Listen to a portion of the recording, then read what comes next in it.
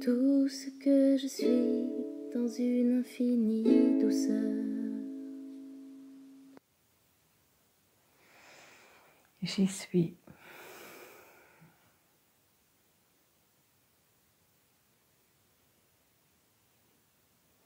Nulle part où aller. Rien à atteindre.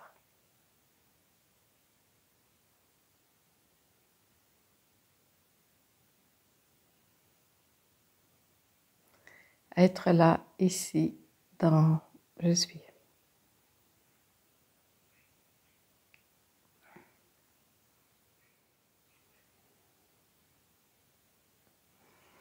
Rien à attendre car il ne va rien se passer.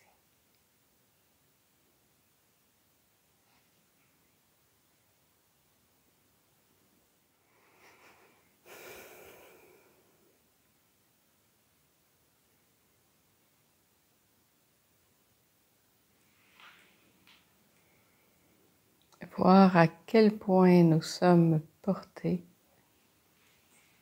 aimés et en sécurité.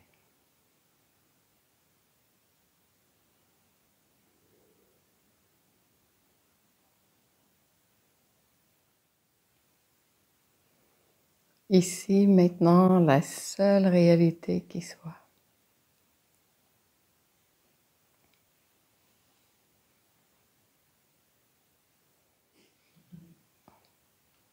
Ici, la vie n'avait aucun sens d'autre que d'être là, simplement là. En fait, je me demande même des fois quelle est cette idée qu'on a eue de donner du sens à tout. Comme si la vie, en elle-même, c'était pas suffisant. Qu'il fallait la placer, l'organiser, lui donner de la valeur, comme si elle n'avait pas déjà de valeur suffisamment. Je pense que quelque part dans l'histoire, ça a un sens. Dans le film, il y a un sens à tout ça. Mais ici, là, c'est la seule réalité qui soit à cet instant. Pourquoi donner un sens à ce qui est déjà là, à ce qui est complet, ce qui est tellement plein? Mais en tant qu'humain dans l'histoire, on cherche à donner du sens pour donner du sens à notre vie. Mais est-ce que le sens, ça ne serait pas simplement de revenir ici?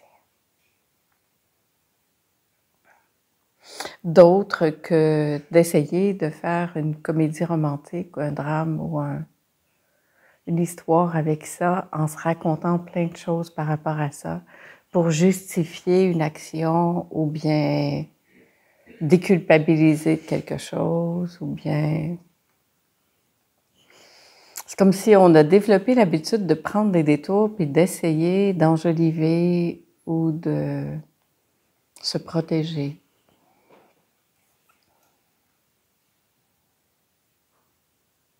Et s'il n'y avait pas de sens?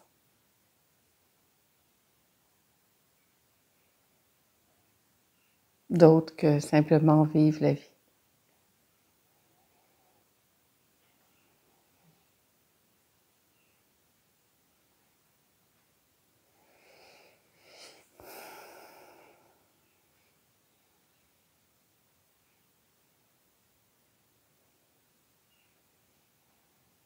Ce vivant en lui-même, l'amour, ça, cette énergie du vivant qui nous vit, ça veut rien en fait. C'est là avant, c'est là pendant, puis c'est là après. Intact. Parce qu'en fait, ça, quand on arrive, c'est déjà ça. Ça vient dans un corps, puis ça repart. C'est toujours ça. Il n'y a pas de début ni de fin. Il y a une espèce de continuité qui passe par une histoire. Dans l'histoire, on va donner du sens à plein de choses. C'est OK. Mais chercher le sens, c'est comme chercher ça. Et on va trouver du sens dans plein de choses. Et finalement, on ne va pas en avoir la satisfaction. Ce truc qu'on recherche de... Tu sais, quand tu trouves le sens, puis tu dis « Ah, ça y est, j'ai trouvé. Là, ça fait du sens pour moi. » Peut-être que ça commence à goûter ça. Mais ça se peut que dans ce début de goûter ça, j'accroche l'idée de ce que je recherche à l'objet de ma recherche. Et puis que je pense que si ça quitte, je vais plus avoir ça. Et c'est là un peu l'appât, le danger, la distraction qui fait que... Ou l'expérience, tout simplement. On pourrait l'appeler l'expérience, parce que c'est que des expériences. Ni bien, ni mal, en fait. Mais le sens de la vie que je cherche tout à coup, ça peut être dans un lieu. Je peux comme raisonner à un lieu très, très fort puis dire « ça y est, j'ai trouvé ». Mais qu'est-ce qui arrive si ce lieu quitte? Si j'ai à quitter ce lieu? Ça veut dire que j'aurai plus ça. Ma vie n'aura plus de sens. C'est possible que tout dans l'histoire puisse donner un sens à la vie.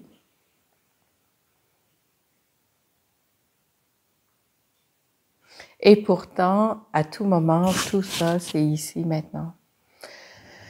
Dans ce qui ne bougera jamais, dans ce qui est immuable là, je peux venir me poser là, goûter ça complètement. Et wow! Okay.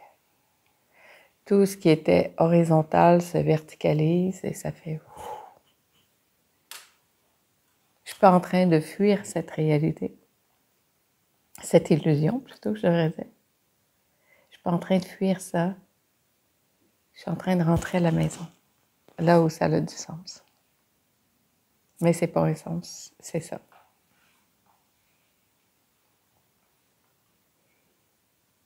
Alors, comment je peux aller dans la vie avec tout ça?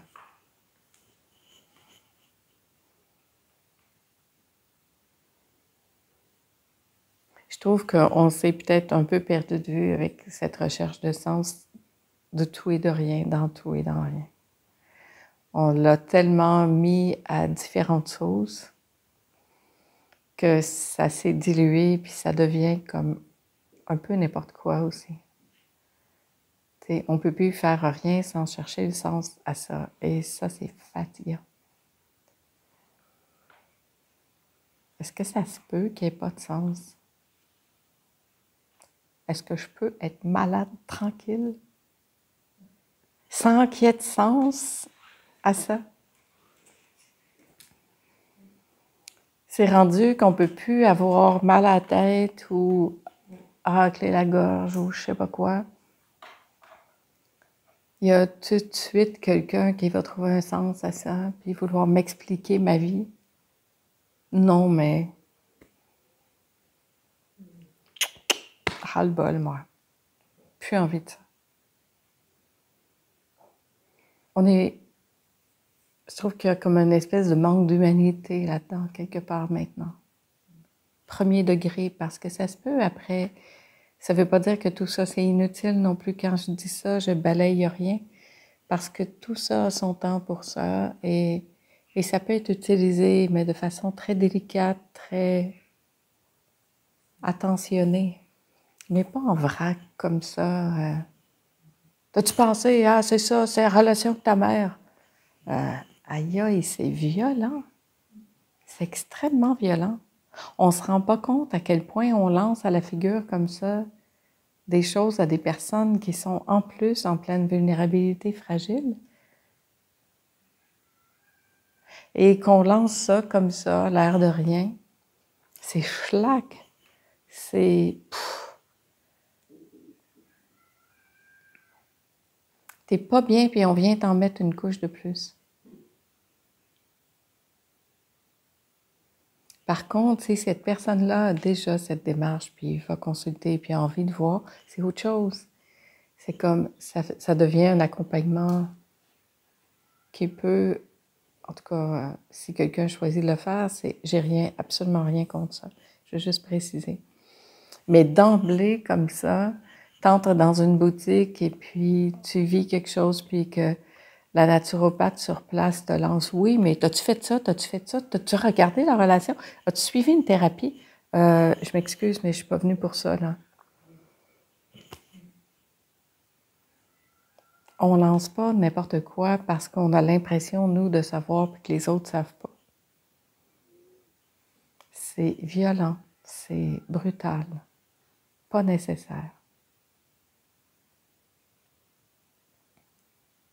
Est-ce qu'il y a un sens aux choses? Peut-être. Puis peut-être pas du tout. Parce que le sens réel, pour moi, c'est que celui-là maintenant. Je vois pas qu'est-ce que ça peut être d'autre. Rentre à la maison, viens ici. Rentre à la maison, viens en toi, profondément en toi. Puis prends le temps de te sentir là suffisamment porté, aimé et en sécurité, là. Pour trouver toi-même la source de ce qui va être bon pour toi.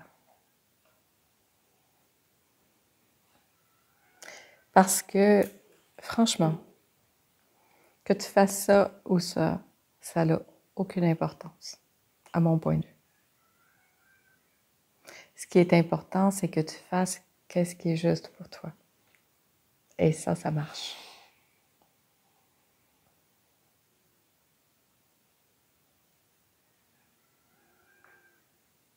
Faire ou pas faire, j'ai pensé ça très longtemps. Je parle pas à travers mon chapeau.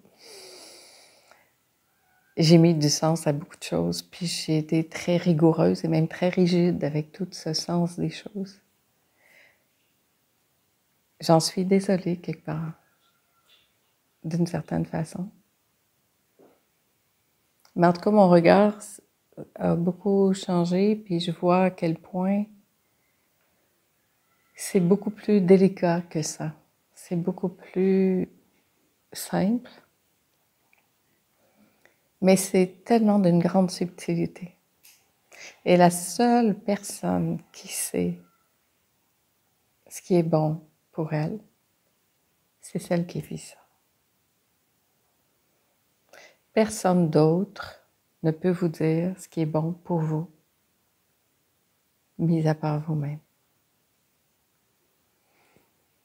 On a tellement mis notre bien-être dans les mains des autres, on a tellement appris à faire confiance aux autres qu'on a perdu cette confiance ici, de nous savoir ce qui est vraiment bon pour nous.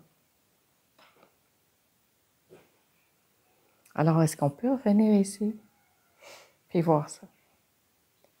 Puis, au lieu de courir comme une poule pas de tête, de prendre le temps d'écouter ça, puis de ne pas aller par peur ici et là, prendre n'importe quoi, pour tout simplement se rassurer parce que quelqu'un nous a dit que, ou quand même, nous, on le sent pas, mais on a tellement peur. Est-ce qu'il ne faudrait pas mieux venir ici et regarder la peur? Venir ici et regarder la sensation, regarder les peurs, regarder le désespoir, l'impuissance, la tristesse, je sais plus quoi, tout ce qui peut passer. Et puis quand tout ça s'est apaisé, vraiment se mettre dans cet espace où ça ne veut plus rien. Dans cet espace où je peux finalement ouvrir les bras et arriver à sentir à quel point je suis portée, aimée et en sécurité. Puis arriver peut-être dans ce grand je sais pas. Parce que quand on vit des grands chamboulements, où on a peur de mourir, où on a peur de souffrir, peut-être que tout ce qui reste à faire, c'est de s'avouer déjà vaincu dans le sens de « je sais pas, je ne sais pas ». Puis traverser toutes ces émotions qui viennent pour en arriver peut-être à sentir à quel point on est porté, aimé et en sécurité. Et là, tout a été lâché. Et puis, faire confiance à ça. La vie ne nous attaque pas, ne nous veut pas de mal. Ça l'arrive, c'est tout. Et ça va arriver à tout le monde un jour ou l'autre de vivre une traversée, que ce soit par le corps, par une expérience ou autre. Ça fait partie de l'expérience humaine, ça fait partie de la vie. Puis, savez-vous quoi? On va tous mourir. On ne sait pas quand, on ne sait pas de quoi, mais ça va arriver. Un jour, ça va arriver.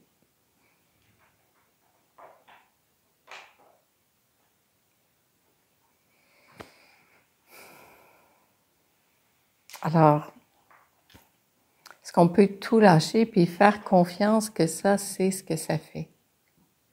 Même si moi, je ne sais pas, même si moi, je peux me raconter plein d'histoires, je peux en arriver dans cet espace où je me dis, ben, en fait, moi, je ne sais pas, mais je vais faire confiance que ça, c'est ce que ça a à faire. Puis je vais me poser dans ça, puis je vais aller vers ce que je sens qui est juste à chaque instant. Et trouver la paix ici à la maison.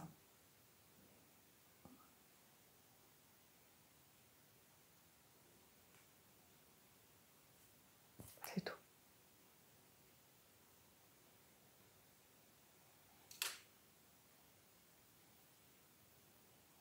Et si ça a envie de crier, de hurler, de se fâcher, bien, ça se fâche. Mais après la colère, après tout ça, il va y avoir aussi cette période où tout ça va lâcher. Ça va arriver au même point. Mais c'est OK. Parce que c'est OK toutes ces émotions. C'est OK toutes ces manifestations. C'est OK d'avoir peur, de résister, de se sentir impuissant. C'est normal. Alors, aussi bien le vivre à fond que d'essayer de repousser ça tout le temps. Et le vivre à fond, ça veut dire se laisser être traversé par ça. Et savoir que tout passe.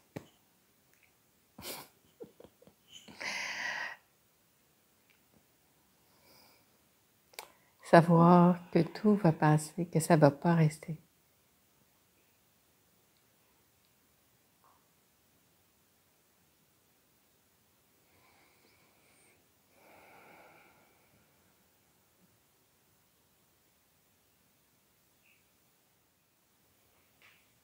Est-ce qu'il y a un sens à tout ça? Et s'il n'y en avait pas?